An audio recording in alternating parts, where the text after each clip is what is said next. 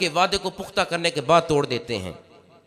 अल्लाह के अहद को पुख्ता करने के बाद तोड़ते हैं कि जिसको जोड़ने का खुदा ने हुक्म दिया था वो उसको तोड़ देते हैं। फरमाया ऐसे लोग कभी भी फलाह दारैन को हासिल नहीं कर सकते, ऐसे लोग कभी भी कामयाब नहीं हो सकते। वो दुनिया में भी रुसवा होंगे और आखिरत के मैदान में भी रुसवा हो जाएंगे। खुदारा अल्लाह से वादा करो कि या अल्लाह हमने मस्जिद को वीरान किया था, हम तेरे नाफरमान बंदे थे, मगर तू आज हम पर करम कर दे, मुआफ फरमा दे। तू माफ करने वाला है, मेरी वाबस्तगी तुझसे है, मेरी आस तुझसे वाबस्ता है, मेरी खताओं को माफ फरमा दे। वो तो इतना करीम है, इतना करीम है, इतना रहीम है, इतना बख्शनहार है। फरमाता है आसमान के बराबर भी लिया और ज़मीन के बराबर भी। एक सहरी के वक्त मैं अपनी रहमत खासा के साथ आसमान ने दुनिया पर नज़ूल फरमा कर फरमाता हूँ, है कोई बख्शिश मांगने वाला, उस वक़्त अपनी आस को मेरे दरवाजे पर रख, फिर देख अर्शों वाला खुदा कैसे तुम पर करम फरमाता है। डराया ही उम्मत को इसलिए गया है, धमकाया गया है कि तू तो है पुराना पापी, तेरी किवें बख्शिश होनी है, तू तो इतना गुनाहगार है, झूठा है तू, तेरी तो बख्शिश हो ही नहीं सकती। जो कहने वाला होगा ना क़यामत के रोज़ अल्लाह उसको पकड़ लेगा और उसकी बख्शिश फरमा देगा। अल्लाह अकबर कबीरा। ऐसा नहीं किसी को कहना चाहिए कि उसकी दिल आज़ारी और वो नेकियों से भाग जाए। ऐसा नहीं कहा तू तो झूठा बंदा है, तू तो सारी ज़िंदगी मस्जिद नहीं आया तो रमज़ान च आ गया, तेरी तो बख्शिश ही नहीं होनी। ऐसा है कि नहीं? हम किसी को कहते हैं कि नहीं? मुआशरे के अंदर ऐसे अफराद मौजूद है, अवे वड्डा नमाजी रमज़ान च आ गई, सारी ज़िंदगी उत्थे सिगरेट लांदा रहा तो मस्जिद च जांदा नहीं सी। ऐसे जुमलों की वजह से अल्लाह ने उसको तो बख्श देना है, तो कहने वाले को अल्लाह ने नहीं बख्शना। इतने जुमले से भी इंसान को बचना चाहिए, दिल आज़ारी नहीं करनी चाहिए, सिला रहमी करनी चाहिए। तो बताओ, जो खुदा हर रोज़ सहरी के वक्त फरमाता है बख्शिश मांगनी है बख्शिश मांगो, रिस्क मांगना है रिस्क मांगो, इतना भी कोई करीम होगा? औलाद मांगनी है औलाद मांगो, हर रोज़ फरमाता है बख्शिश के तलबगारों आओ मेरे दरवाजे पर, जितने भी गुनाह किए हैं अर्शों वाला खुदा मुआफ़ फरमाने वाला है। सुनो, अहादीस की तरफ रजू करता हूँ, वक़्त मुख्तसर है। शोबुल ईमान के हदीस है, फरमाया जिस कौम में रिश्तेदारी तोड़ने वाला होता है ना, जिस कौम के अंदर, जिस कबीले के अंदर रिश्तेदारी तोड़ने वाला इंसान होता है, उस कौम से बरकत उठा ली जाती है, उस कौम से बरकत दूर हो जाती है। जिस कौम के अंदर, जिस कबीले के अंदर, जिस बस्ती के अंदर, जिस घराने के अंदर, अब अपने मुआशरे का लिहाज करें, अपने मुआशरे की तरफ गौर करें और उसमें ज़रा सही तरीके से रहें कि जिस ख़ानदान के अंदर ऐसा फ़र्द मौजूद हो जो रिश्तेदारी को तोड़े, बताओ वो ख़ानदान बरकत में होगा, रहमत में होगा? शोबुल ईमान की हदीस है, जिस कौम के अंदर कता तलकी वाला फ़र्द मौजूद होता है उस कौम से बरकत ख़त्म कर दी जाती है। शोबुल ईमान की हदीस है। आज बरकत इसीलिए नहीं, कारोबार हम कर रहे हैं, इन्वेस्टमेंट कर रहे हैं, बरकत नहीं है। कोई अगर अपना रिज़्क़ रोटी कमाने के लिए गया तो बरकत ख़त्म है, सारा घर ही कमा रहा है। औरतें भी बैंक में जाकर कारोबार कर रही हैं, कमाई कर रही हैं, मगर उसमें बरकत नहीं है, क्योंकि कहा जाता है तू फलान उछाड़ दे, तू फलान उछाड़ दे। ऐसा है कि नहीं? तो शोबुल ईमान की हदीस है, जिस घर के अंदर ऐसा फ़र्द मौजूद हो उस घर से बरकत ख़त्म कर दी जाती है।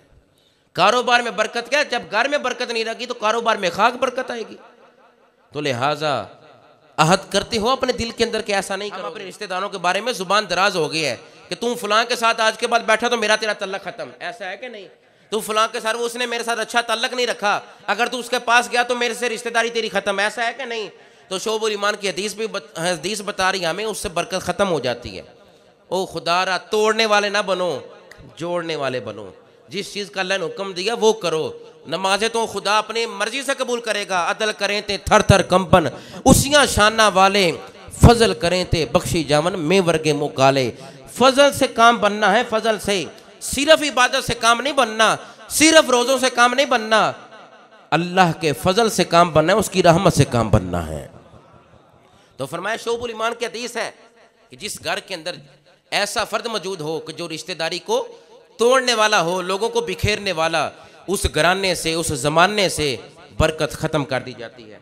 दूसरी हदीस मुबारक तिरमिज़ी शरीफ की, फरमाया जिस गुनाह की सज़ा, ऐसा गुनाह है सहाबा सुनो, एक ऐसा गुनाह है कि जिसकी सज़ा दुनिया में भी दी जाती है और आखिरत में अजाब भी बाकी रहता है।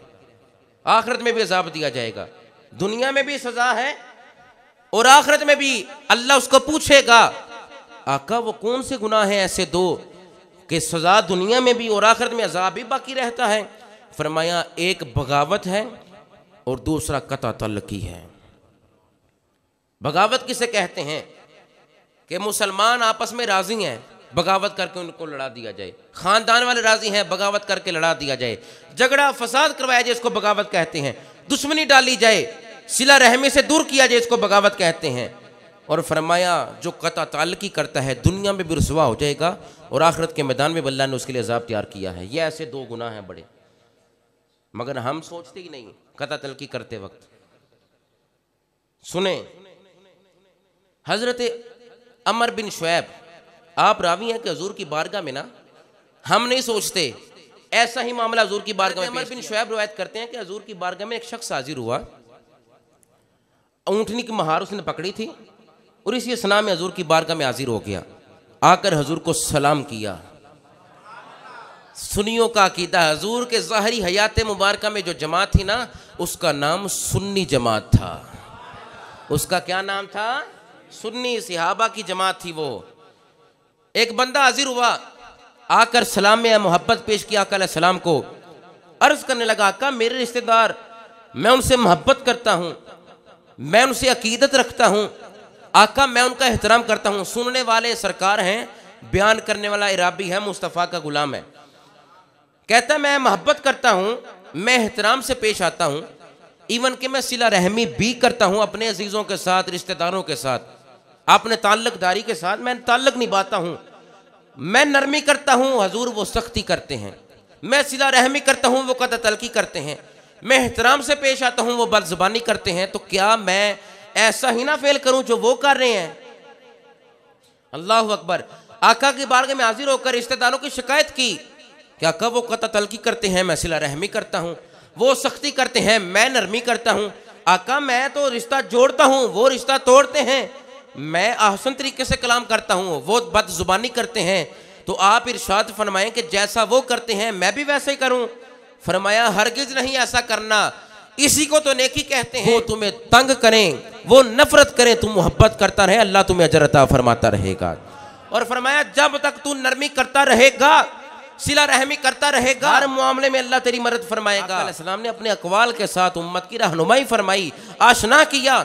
अगर वो गुनाह भी करते हैं ना, तब भी उनको गुनाहगार ना कहना, पता नहीं अल्लाह को उसकी कौन सी अदा पसंद हो।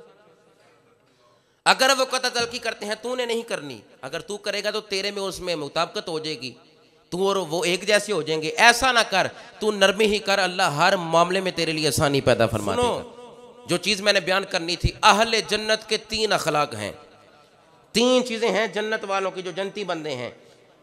दुनिया में जिसने बंदे को जन्नती देखना है, उसके अंदर ये 3 निशानियां ज़रूर पाई जाएंगी। फरमाया पहली, अहले जन्नत के अखलाक, जो एहसान फरामोश हो उस पर एहसान करना। और दूसरा फरमाया जो जुल्म कर दे उसको मुआफ़ करना, ये जन्नती बंदे की निशानी है। और तीसरा फरमाया जो महरूम करे उस पर खर्च करना, ये जन्नती बंदे का काम है। हज़रत अब्दुल्ला बिन उमर, आप रिवायत फरमाते हैं कि जो अल्लाह से डरता रहता है, मुस्तफ़ा करीम अलैहि सलाम ने फरमाया जो सिला रहमी करता है उसकी उम्र में भी इजाफा हो जाता है और उसके रिज़्क़ में भी इजाफा हो जाता है। अल्लाह से डरने वाले पर और सिला रहमी करने वाले, अल्लाह 2 इनामात उसे अता फरमाता है। एक तो उसकी उम्र भी ज़्यादा हो जाती है और उसका रिज़्क़ भी ज़्यादा हो जाता है। जो चाहता है मेरा रिज़्क़ ज़्यादा हो, इन बातों पर अमल करे। तीसरी चौथी हदीस मार का हज़रत अनस बिन मालिक फरमाते हैं क़यामत के दिन 3 बंदे अर्श इलाही के साए में होंगे। कितने बंदे? 3 बंदे। फरमाया पहला कौन सा बंदा है? फरमाया सिला रहमी करने वाला। जब ज़मीन तांबे की होगी, सवा नेज़े पर सूरज होगा ना, कोई किसी की फरियाद को पूरा नहीं करेगा, वो ऐसा बंदा सिला रहमी करने वाला अर्श इलाही के साए में होगा। और दूसरा फरमाया सखी इंसान, क़यामत के दिन जब हर शख्स अपने पसीने में शराबूर होगा, ऐसा सखी इंसान जो सखावत करता होगा क़यामत की दिन अर्श इलाही के साए में होगा। और फरमाया बेवा औरत कि जिसका खावंद फोत हो गया फिर भी उसने हराम का लुकमा अपने बच्चों के पेट में न जाने दिया, अच्छी परवरिश की, ऐसी औरत क़यामत के रोज़ अर्श इलाही के साए में होगी।